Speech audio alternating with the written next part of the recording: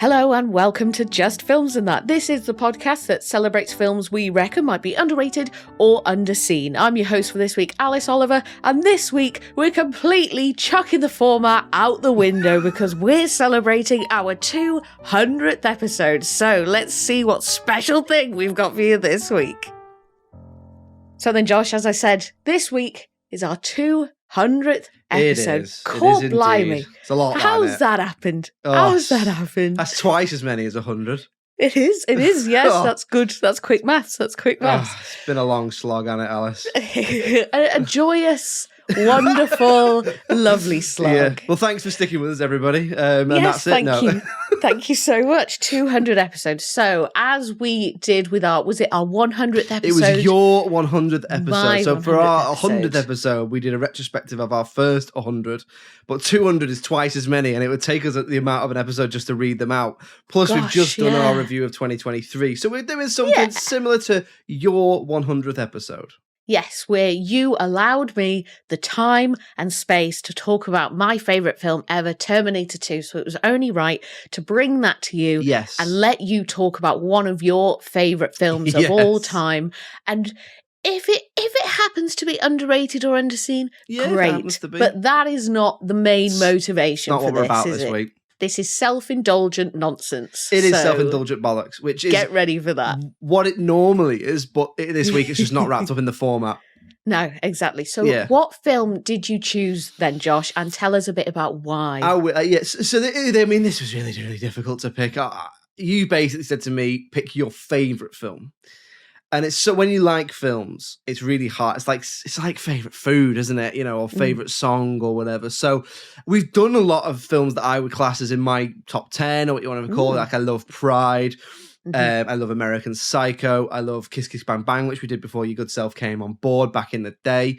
But I have picked Batman Begins from 2005. I've picked this because I love it and I just want to talk about it. I also think it's there's a few things. I think, first of all, it's a bit overshadowed by The Dark Knight because The Dark Knight was so wildly successful. And so, this was influential, but The Dark Knight took that to a whole other level in terms of the Batman Begins very much influenced origin stories and other superhero stuff as well. The Dark Knight, it changed the game in a lot of ways in terms of narrative structure and stuff like that. I believe it did anyway. And I believe Batman Begins walked so the Dark Knight could run, right? Indeed.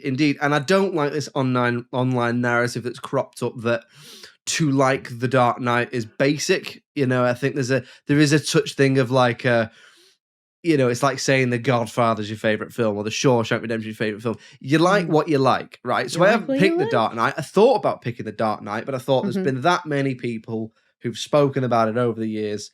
I'm not sure that I need to pick it. It's also an element of it's so close to my heart, The Dark Knight, that I don't even know if I want to talk about it in anything other than a private capacity, because that film means a lot to me because it was so informative in the age I saw it. Went to see it on my own opening night. To give you an idea. Yeah. But Batman Begins, this is what this pod's all about. You like what you like. And I wanted to take the opportunity to talk about Batman Begins because I think it doesn't get as much credit because it's slightly overshadowed by its larger, more successful brother. It's the Phil Neville of Batman films, or the not the Liam Hemsworth, the other Hemsworth. The other Hemsworth. The third Hemsworth. The fella. He's in Westworld, I know that much. And he plays his own brother in one of the Thor films, I think. He does, is he called is he called Luke Hemsworth? I don't know. Yeah. I'm not confident enough to say. This is the other Hemsworth, of Batman films. Essentially, I picked it because I want to talk about it, but I do think there's probably a shout in there that it deserves more appreciation, not with the scores, but certainly with when comparing it to the wider narrative around how influential it was. In terms of what it's about, it's Batman Begins. That's what it's about. It's the start of Batman, how he became Batman, and his early sort of time as Batman leading up to, it's him training to be Batman and dealing with his first big incident in Gotham as Batman, which is largely related to him So that's the plot. So I'm guessing you have. Have you seen this before? Would you be surprised if I hadn't? Or No, I think because of our age, I think it'd be. I know you haven't seen a lot of films, but I think you'd be hard pressed to have avoided this in The Dark Knight. But I don't know. It wouldn't massively shock me, but I'd be a bit surprised. I had seen it. I have seen it, but of the three of them, this is probably the one that I've seen the least. So, like the other two, I feel like I've watched several times, and actually, Sin rises in The Dark Knight. Yes, well, there was a long period of time there as well where I very passionately argued that The Dark Knight Rises was actually the best of the three. Wow, right? That's a take, Alice. I know, right? I know, but take.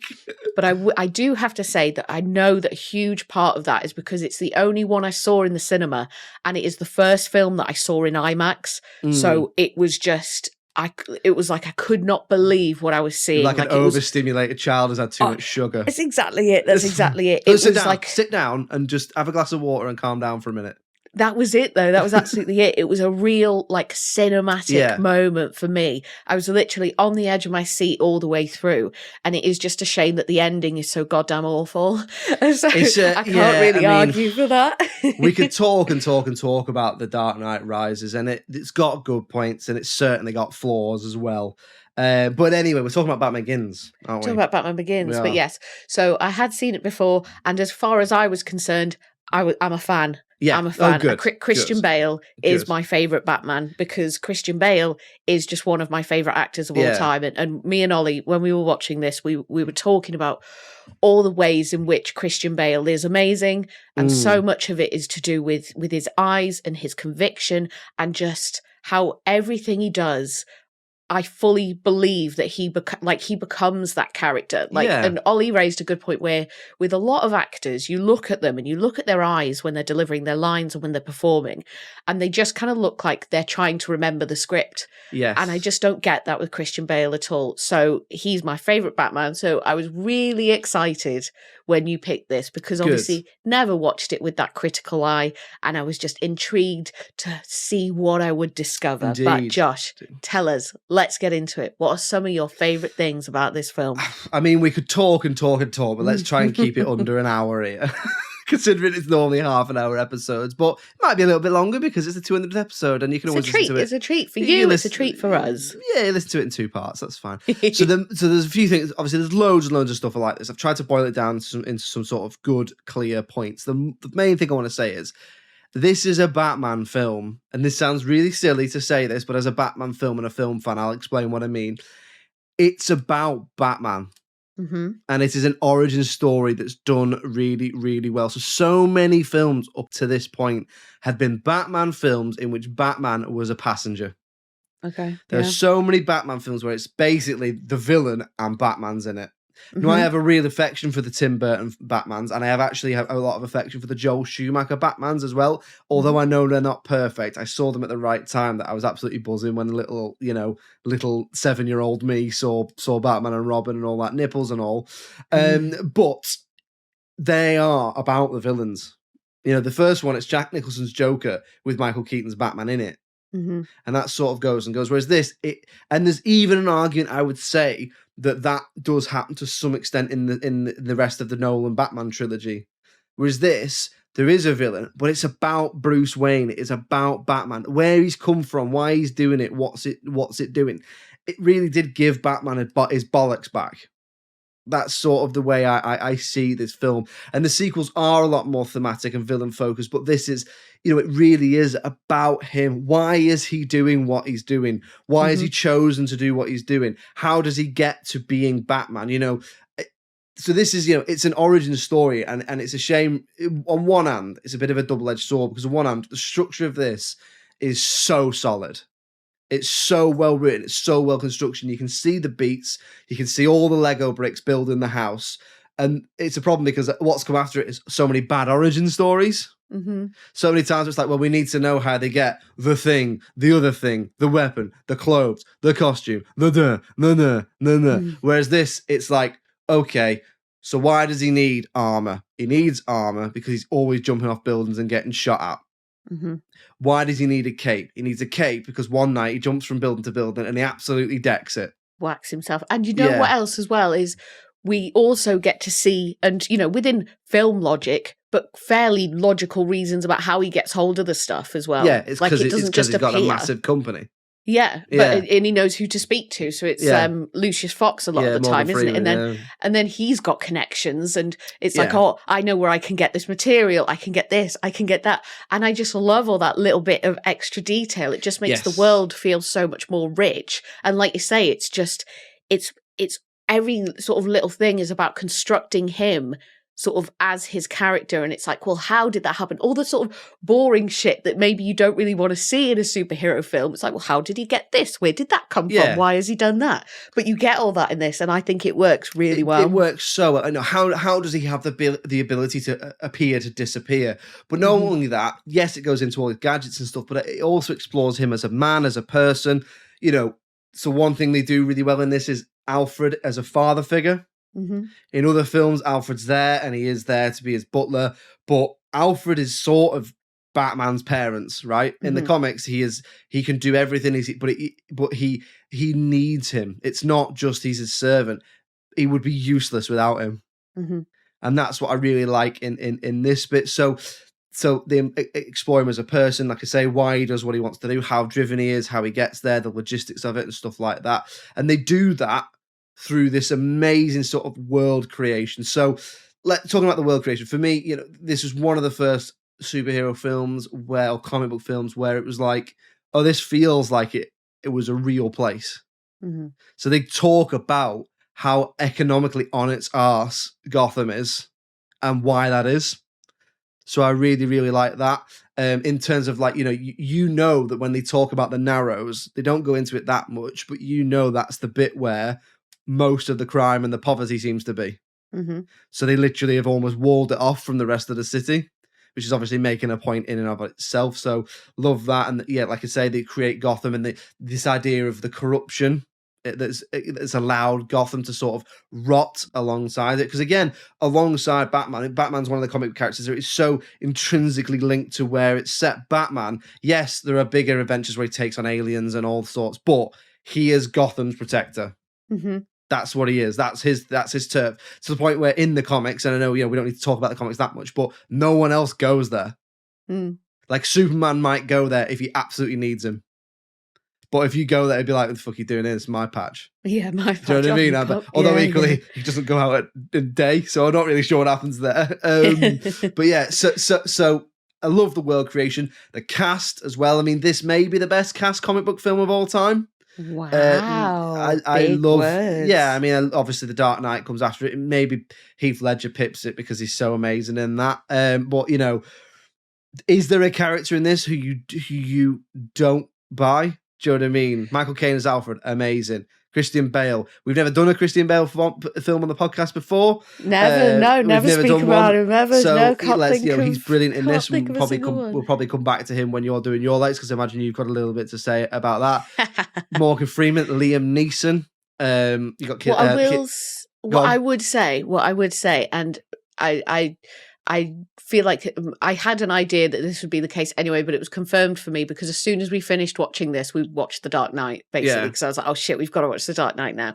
But I do prefer Maggie Gyllenhaal as Rachel than Katie Holmes. Yeah, and I would say both are good actors, but I'd say, Maggie Gyllenhaal is a stronger performer. And she does get more to do in The Dark Knight than Katie Holmes gets in Batman Begins. But I do think you're right there. I would agree. I prefer Maggie Gyllenhaal.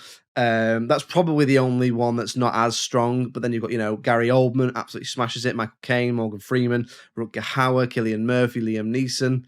Cillian, man, and so obviously because of Oppenheimer so recently, I was like, it was just so weird. I know this sounds crazy, but it was weird to see him so young. Like, because I don't know why. I don't know if I've always just pictured him as a man in his late 40s or whatever.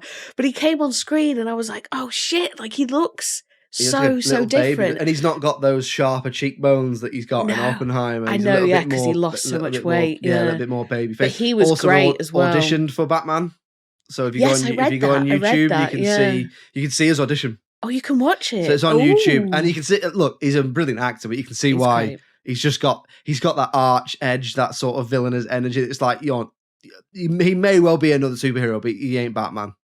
No, he's not. He doesn't convey billionaire playboy in the same way that I think a Christian Bale could do. But still, as a villain and as Scarecrow especially, excellent. Yeah, he's absolutely brilliant in this. So yeah, really love that. And I do as well want to give a little shout out to the late Tom Wilkinson, who I think has possibly one of the most impactful but small roles in a comic book film. So he plays Carmine Falcone. Sadly passed away just after between Christmas and New Year in 2023. One of the most sort of finest actors I think this country's ever produced. He's brilliant in this. He's great in everything he's been in, whether it's the Full Monty or this or anything else he's been in. He's been in loads and loads of stuff. But his he's probably got 10 minutes of screen time if you add it all up. But he just smashed every scene he's in. I can't, particularly the scene where he has the conversation with Bruce Wayne about privilege. It's just like, but that sort of stuff. I think something you've got to bear in mind when you look at this film now that we're so spoiled for choices. That the richness of the world in this and the thematic exploration that it goes into. I don't remember ever seeing the likes of it.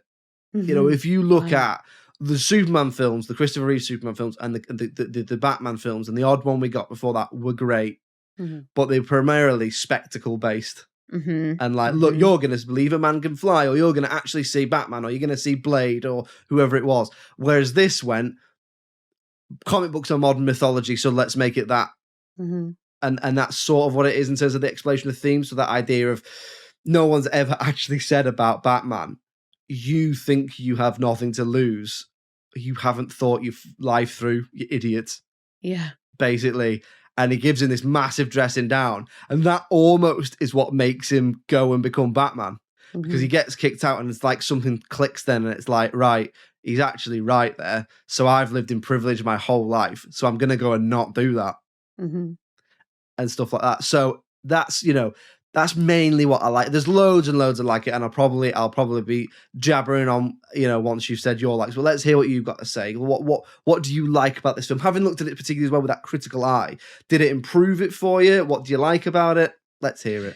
So a lot of the things I like are just sort of building on what you've already said, to be honest. But I really like the story in this. I'm really into this version of Batman and all the different elements that go into creating this vibe that's around him. So like the sound and the aesthetic and the action sequences, the little plot points that sort of give you an idea of the sort of person that Bruce Wayne is. So that moment when he takes a gun in broad daylight to go and shoot the man who killed his parents, and he just misses out by not being able to do it because someone else gets there first. Yeah. I really loved that moment, and I feel like it conveys so much and also helps to enhance his character development throughout the film, and then ultimately the whole trilogy. It reminds me of the moment in Bruges where he's got the gun to his temple, Gleason is behind him, right? He's coming to shoot him, isn't he? But then Colin Farrell brings the gun up to his temple and he's like, no. It's just like that weird, it's like a funny little unexpected kind of misdirection sort of thing where your heart is sort of in your throat expecting one thing to happen and then the other thing happens. Yeah. And I just thought that was a really great moment, and I think says a lot about him, and then ultimately gives a lot of weight to the sort of man he eventually becomes as well. I do particularly like the aesthetic at the beginning of this film as well. So when he's in Bhutan, I think it is. So I really enjoy like the scenery and the costume and the colour scheme. Everything feels really dramatic, and I think it offers a really strong start to the film. And I think this was it was a really impactful way of opening it. Like you think, oh, we're going to be in Gotham. He's going to be doing, Bruce Wayne type stuff. And it's like, oh no, we're sort of in the mountains. He's in a prison. And then suddenly he's in this like is it like a dojo? Is that what they call it? They basically just take him to the headquarters of the League of Shadows, don't they? Yeah, so it's sort of, I don't know if it's a house or it's probably got a more like a appropriate name for that area of the world, but it's like a castle, isn't it? Yeah. So I thought a really great start, and again, just sort of really enhances the viewing experience and how you engage with that world as well. So we've touched on the performances already. I've got a whole paragraph written here, Josh, just about how much I love Christian Bale and how amazing I think he is. Well, it's the first one we've done of Christian Bale's, isn't it? So since this is the first Christian Bale film we've done. Let's hear what you think about Christian Bale. He this is very much buff Bale. There's fat Bale, there's thin Bale, there's normal Bale. Yeah. So tell me about buff Bale. So honestly, a lot of it is what I've already said sort of earlier on, but he's so convincing to me. Like in anything I watch him in, I just believe it. I believe that he has delved into that role. I believe that he appears to be one of the hardest working people in Hollywood, obviously that we can see visually, not just as an actor, from, like as a star, his performance, his dedication, obviously the weight loss, the weight gain, and I think for this he had to gain like 100 pounds within a couple of months. He'd just done The Machinist, which obviously is the one where he's famously really, really thin. Yeah, and he gained something like 100 pounds to the point where I think he put on too much weight. Yeah, so all the crew were calling him Fat Man. Oh God! Obviously, in a jokey way, not in like a horrible way. But I mean, he's stacked in this film. He's done a lot of training for this film. Something I think is worth saying about his performance in this and this film in general as well is there is also that little glint of humor, which I think is in The Dark Knight, but I don't think it is in The Dark Knight Rises. I think one of the problems I have with the third one is the humor goes, whereas in this there is that little sort of glint in his eye and the little back and forth he has with Alfred and stuff like that. Around what if it's not about thrill seeking? What's that damn good television and all that sort of stuff. And I think you forget that Christian Bale, he does have that. He can do anything. He's funny in American Psycho. He's funny in this. It's funny when you talk about that look in his eyes where it seems like he's actually inhabiting the character. When he did one of the films he did more recently, I think he did one for Netflix. I think it's called The Pale Blue Eye. Yes, Edgar Allan Poe. Is it Edgar Allan Poe? Yeah, and I saw an interview with him when they asked him about his process. And obviously he's not one who seems to love that interview side of things. He's very guarded. He's not on social media or he is actually. I think he's on Twitter, but he sent one tweet about 10 years ago. Really, but he's not active on social media. But he said something about what he does is he maps out his character's thoughts. And I think he said something, he basically almost learns the character's thoughts like a script. So if your character will be thinking this at this moment, that's almost like what he is trying to think as the character. So maybe that explains why that sort of, there isn't that look in his eyes. It's, he just never seems to sort of drop out of it. Like sometimes you'll be watching a film, maybe with the less experienced actor or a less dedicated actor or whatever, and you can just sort of like you just see them. Like I love Keanu Reeves, right? But I see Keanu Reeves when I watch a Keanu Reeves film. With Christian Bale, I don't see Christian Bale. Like I see the character, and it is such a wonderful skill. Has he ever won an Oscar? I don't think he has he? I think, yes, I think he won I feel like he won for The Fighter. Oh, okay, yeah. Let's do a quick Google, just so we know. Let's do a little bit of Googling. Bring the facts to you here on Just Films. Let's have a look, yeah. But that would be... He's received various accolades, including an Academy Award. Oh, he has. He's definitely. I'm sure he won for The Fighter. Right. Okay. Good. Well, I'm pleased. That makes me happy. I was worried then, but he's certainly deserving of it. He's been nominated a lot. Well, that's good to hear as well. But I don't know what he. Let's have a look what he won for. Yes, it was The Fighter. He won Best Supporting Actor. I think it was for The Fighter. Okay, phew. I'm pleased. So sometimes he's been nominated quite a bit as well. Not that I really care about the Oscars or the awards, and a lot of it is a sham. But sometimes, like when Margot Robbie didn't win for Barbie, I was a bit like, I'm annoyed now. Why am I annoyed? They're still making bank. They don't care. So yeah, Christian Bale, he's one of them. If he's in something, I'll watch it. I watched he's like a mark that. Quality, isn't he? Yeah, absolutely. Just finally as well, I think the way that the film constructs and develops his relationships with the characters around him is very strong. So there's a lot of prominent side characters in this. So if you think about sort of Alfred and Lucius and Rachel and the commissioner, or who eventually becomes Commissioner Gordon, he's lieutenant Gordon, at the time, isn't he? Yeah. And I just feel like in many films, it's sort of when you've got that many different sort of lines of narrative going on, or those many different relationships going on, some of it can feel a bit forced or a bit like, I didn't need that. Save me 10 minutes. I don't need that. But within this, they all felt they all felt authentic and they all felt necessary to the film, and they all felt engaging, which I thought was really interesting. Even the way he is with Liam Neeson's character, so Ra's al Ghul as well. It all just felt like it did not needed to be there, but it did enhance the quality of the film. And at no point was I like, oh, we're back to this guy now. Oh, we're back doing this thing again, which I would usually be in something like this, where you're trying to spread yourself so thin and spread your protagonist around. So it's like, oh, we need him here, we need him there, we need him, having these conversations, etc. And it just didn't feel like that in this. So I don't know if that's something to do with the acting, the writing, the way that the story developed, or a combination of all three.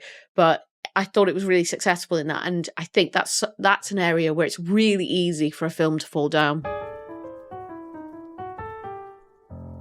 We'll move on now then to talking about anything that we didn't like about the film, or perhaps anything that we would change. And I feel like this is going to be one of them where you aren't going to bring anything genuine to the table, to be honest, and it's just going to be like these weird little nitpicky type bits that you've seen throughout the film.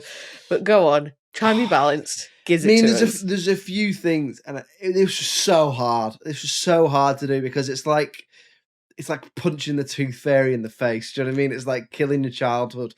So, I've got issues. There's two things I've nailed down with the film. In terms of wider things, I do think, and this isn't an issue in this film, but it went on to become an issue, and I cannot see why it was never addressed, right? But his voice is stupid, right? The Batman voice. The Batman voice. But in this, it makes sense. Mm-hmm. So the whole, where were the other trucks going? It makes sense. But in the other ones, I don't know why, but they just make it go sillier and sillier. Mm-hmm. Whereas I don't mind it in this, but I don't like that it went on. By the time it gets to the end, when he's kicking Bane and screaming at him, "You never get it all out," that bit.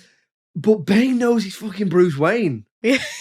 So he doesn't need to use the voice. Mm-hmm. So I like it in this bit, the bit where he first meets Gordon. He's like, "You're just one man now. We're two."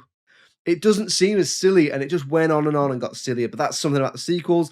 I've got two things that I'm not bothered about, and I've got one thing I'd change. What do you want to hear first? Go with the two things you're not bothered about, and then tell me what you change. So the two things I'm not bothered about in this. I'm not that bothered on the Batmobile.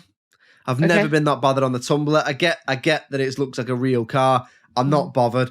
In terms of the suspension of disbelief and setting Batman in the real world, I'm quite happy to suspend it enough that he still gets a Batmobile-looking Batmobile.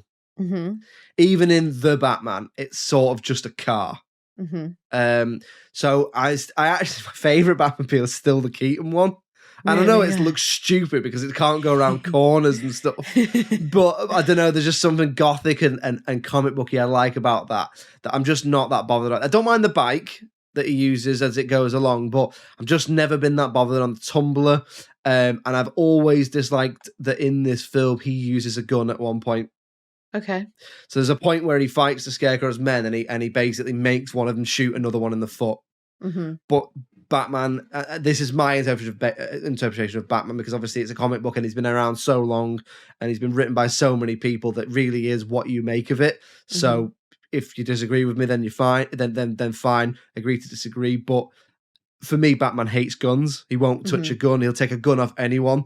So I don't like that he does that, because I feel like he would always disarm someone first. Okay. And I know that is nitpicky, because, for example, one of the bits I like in The Dark Knight is when the Joker goes to his flat and he disappears to become Batman. Mm-hmm. One of Joker's goons says, "Heads up, pretty boy," and tries to hit him with a gun, and he takes it off him and strips it straight away as if it's nothing. And that's always something I've liked about Batman, is he hates guns. Even in the third one, he kicks a gun or punches a gun out of Catwoman's hands and says, "No guns, no killing." Because Batman now I know the whole Batman doesn't kill thing, right? Let's not get into that, because he probably does kill people. If he doesn't kill them physically, he kills them with the American health system by beating them half to death, and then their bills cripple them or whatever. Yeah. But for me, I've always thought he hates guns. Guns killed his parents, and guns are why he became Batman. So he would always take a gun off someone before he did anything. Yeah. So I've never liked that, but that is a nitpick. It's just one of those things. In terms of something I'd change, it's more to do with something I think's not been done in a Batman film yet, which is It's been done. They tried to do it once, but they didn't do it properly, and it just was stupid.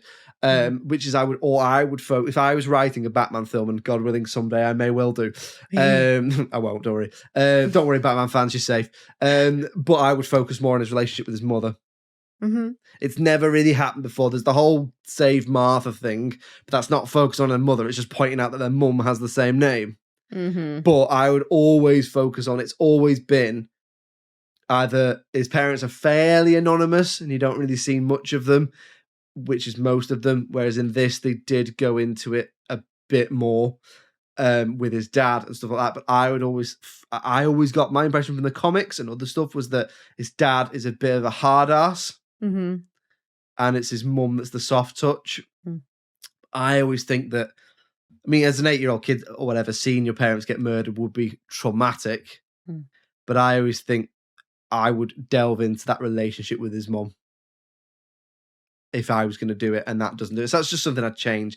What about you? Is there anything? More Christian Bale? More Christian Bale. Another hour, please, of Christian Bale. So I do find some of the dialogue really cheesy. All right. And some of the script I do think is quite basic. Like there are times where I don't feel like there's a lot of nuance and that there are many conversations that are just exposition dumps for the audience as opposed to sounding like authentic conversations between the characters.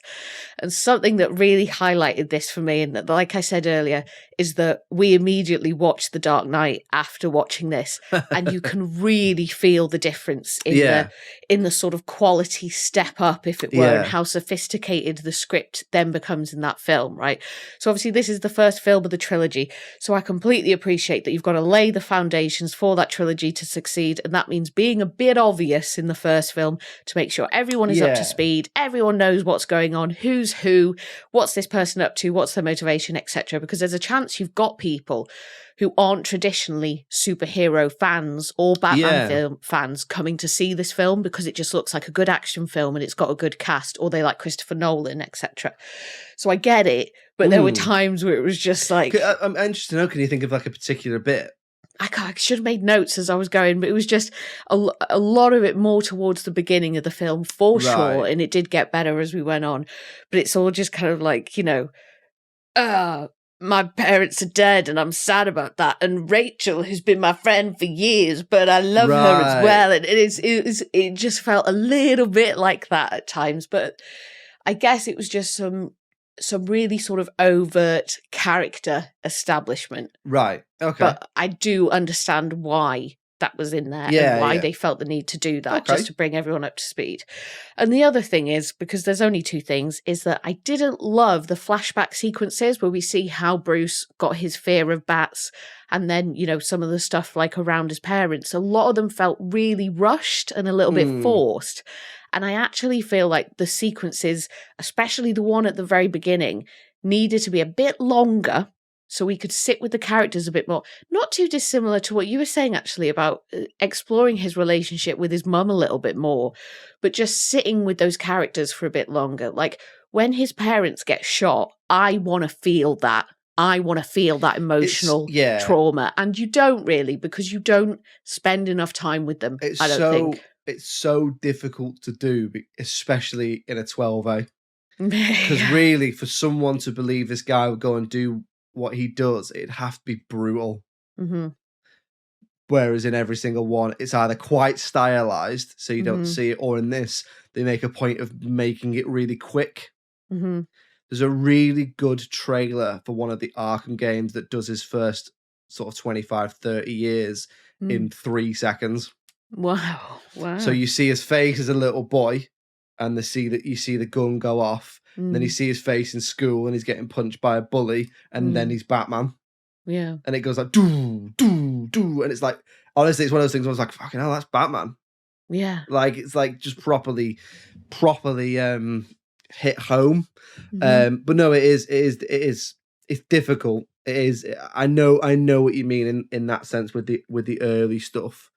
But it's one of those things where I think you have to take it back to the time it was made and go, this is the first Batman film since Batman and Robin in 1997. Mm-hmm. So I think now I don't want to see another string of Martha Wayne's pearls fall to the floor.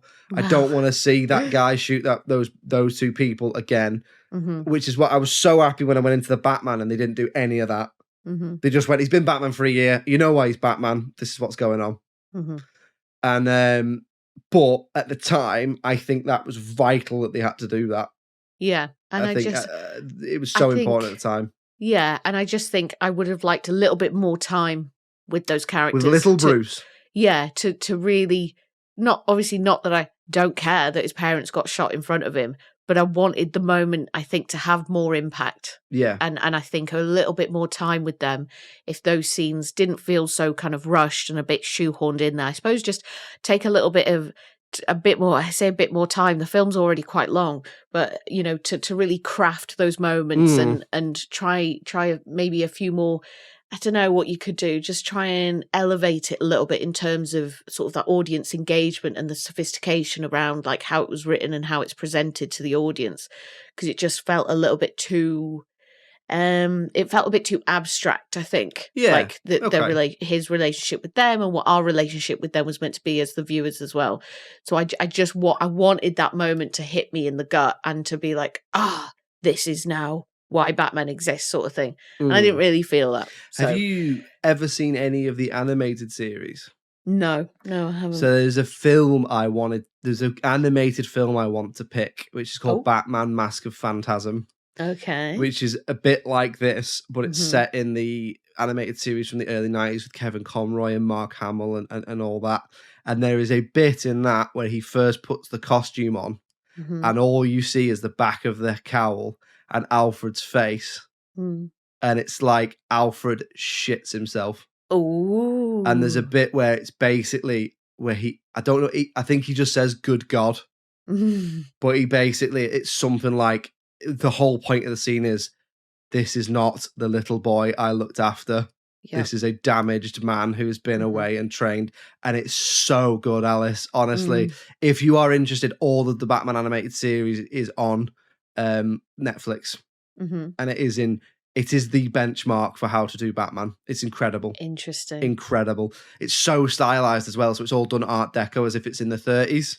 Oh, wow. Oh, that's cool, yeah. And it was made after the Burton Batman. But that's where Harley Quinn comes from. Harley Quinn's not from the comics. She was written for that series and stuff. So it is well worth a look. But if you want more about him becoming Batman, Batman Mask of Phantasm you get a whole new origin for the Joker that's not been done before. You get a whole new thing but a lot of the stuff in this about like his first night of trying to be Batman and stuff like that, it's sort of, it does it first. It doesn't it does it differently. It's not better or worse, but there's a whole bit where he like stops a truck robbery before he's got the costume.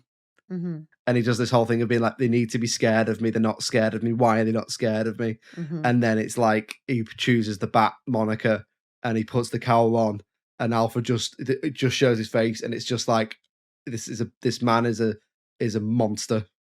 It's not a guy. It's a thing, and that's one of the things I do like about this as well, as the whole, I've got to be a symbol.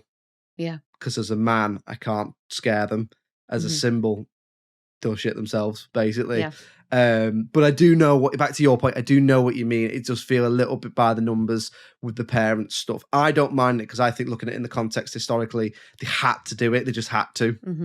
The last one we did was the last film before this was some sort of neon nightmare that wasn't for kids but sort of was for kids, and wasn't for adults but wasn't for adults, and it was it was an absolute mess. And this came along and went, you want a Batman film? I'll give you a Batman film. He gave us a Batman film.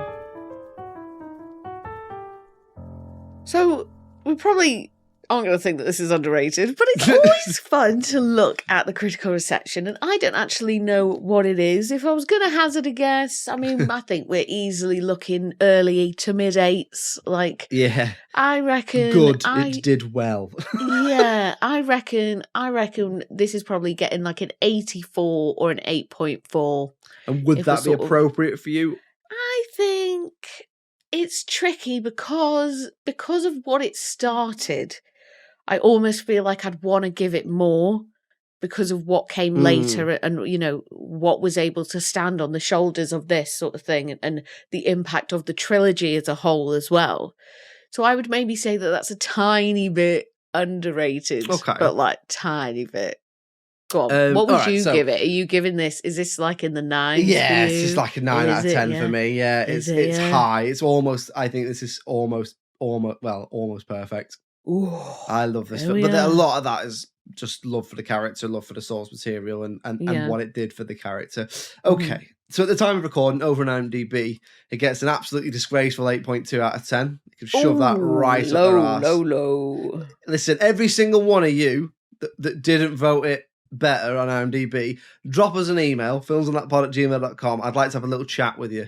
And no, everyone's entitled to their own opinion. However, over on Rotten Tomatoes, it gets a little bit better. The critics, this is the critics as well, give it 85%. Okay, yeah. For a comic book film as well. I mean, that's big. And the audience give it a whopping and wholly appropriate 94%. Wow. Which I'm well on board with that, Alice. I'm well on board with 94%, which averages out to 87%. Now, I'm going to be bold here and say that I think this is a 9 out of 10 film. I think 87%. I think that's underrated. Well, there you go. I mean, you've made your case for it. You made your argument for it. Big swing. That is a big swing. I would say it's probably appropriately rated. I think that's really appropriate. Well, we'll put it to a vote and see what everyone thinks. In terms of box office, listen, it was a big hit. Didn't make anywhere near as much as The Dark Knight, but I don't think we can say this is underseen. But yes, appropriately rated from Alice, underrated from me, and we'll put it to a vote out to you guys. What do you think? And I just pulled up the box office then because I was intrigued when we started going into this. So it says that the budget was 100, not quite. So it says that the budget was 150 mil and that it made 373 mil. So over double. Box office wise, if you think The Dark Knight did $1 billion. Did it really? So for a while, I want to say The Dark Knight was second only to Titanic. So obviously these are just the immediate numbers that you find when you Google it. And you know what? The thing that we found with sort of trying to find these numbers is it's quite difficult to get sort of a straight answer. Box office mojo tends to be the best, but it's hard. But yeah, looking at so just doing the same thing with The Dark Knight, 185 million budget and 1.6 billion at the box office. I'm fairly certain for a while it was second only to Titanic. Incredible. And then Avatar came out, and then you get all the Marvel films and stuff like that. So it did beat Harry Potter, it beat Lord of the Rings. I might be wrong, but I'm fairly certain for a while, because Titanic did 1.8 until they re-released it, I think, and then this did 1.6. And I remember watching it crawl up, being like, "Come on, beat Titanic, make a Batman film the highest grossing film of all time." Imagine, but I think we can surely attest some of that success to Batman Begins. Absolutely. The fact that people have seen Batman Begins and then gone, holy shit, and if they've seen it after the fact, on DVD, I suppose it would have been at that time. Yeah. And then going, well, I need to go and fucking see the second one when that comes out, because that's big money. And if you think about the ratio there from budget to box office is incredible. And if you think about those box office numbers, I thought it made about 500, 600 million. That's what I thought it did. But you look at that box office there, plenty of people have seen it now, but what did it make? 300-400 million. The MCU can release a film now that no one gives a shit about, and it'll make that. Yeah, do you know what I mean? And this is a Batman film, and normally, up until in a sort of pre-MCU world, no one was really competing with Batman in a box office. Maybe Spider-Man. Do you know what I mean? But even Spider-Man, the first three, the Raimi three, didn't do as well as the Nolan Batmans. So I'd say it's probably underseen at the time, but it's probably been seen by more people now, shall we say. Okay, so there we go. Episode 200 in the bag. Wow. Episode 201 coming your way. Alice, you're starting us off with the next 100. Gosh. 201. What are we going to be talking about? Well, I thought I would use this opportunity to steal the first listener suggestion of the year. We've had an email from listener Mark, and he thinks that we should take a look at a film called Go from 1999. Yes, So, indeed. get ready for that one, listeners. Indeed. It's the third in the trilogy. The first one's called Ready and the second one's called Steady. Nice, good. Thank you, cheers, thank you. Good humour, good. Yeah, great, Like great it. stuff that. Might cut that because dad jokes, guys. Anyway, listen, this is the end of our 200th episode. We will, of course, be back next week with Go, which is our first listener suggestion of 2024. However, it does remain to be saying thank you very much for sticking with us for 200 episodes. We will continue recording episodes until you get bored of us or we can't do it anymore for whatever reason. But we do really appreciate you listening. Thank you to everyone who's helped us over the years, our guests, everyone who's ever been involved in the podcast. Thank you very, very much. We do really appreciate it. We're going to keep doing our thing and hope it keeps growing as it has done, Alice. So listen, social media, you know where we are, Just Films and That. Email address, filmsandthatpod@gmail.com. And if you go in the episode links for this, the Patreon's link is there. If you fancy any extra stuff, it's all there for you. Episodes a day early, ad-free, and slightly extended as well. We're on the television as well, aren't we, Alice? We are, yes. Every Friday evening from 6 p.m, you can find me and Josh talking about our favourite underrated and underseen films, and sometimes just films we want to talk about, like Batman Begins, which I'm sure will be coming very soon to the channel.